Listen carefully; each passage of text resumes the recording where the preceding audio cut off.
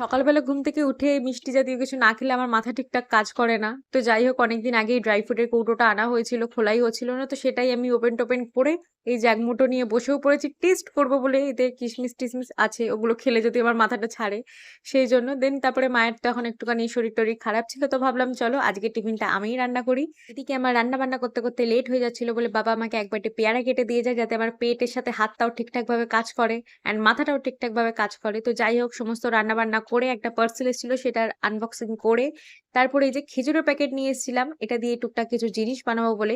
কি বানাবো যদি তোমরা গেস করতে পারো আমাকে কিন্তু কমেন্টে জানাবে। তারপর রেডি সেডি হয়ে মহিষী নারীর জন্য দুটো ফ্রাইড আইটেম নিয়ে গেছিলাম।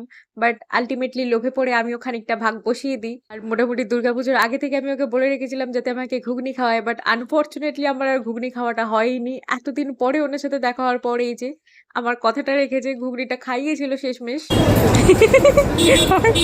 গাইস আর 5 টাকা টিকিট কাটেনি বলে ওর এত টাকা খরচা গেল গাইস। এই জন্য বলে টিকিট কেটে উঠবে, বুঝেছিস? 2-1 বছর ধরে এই রাস্তায় ওনার সাথে বেরোলে আমাকে আর পিনাট চিক্কিটা নিজে কিনে খেতে হয় না, উনিই কিনে খাওয়ান।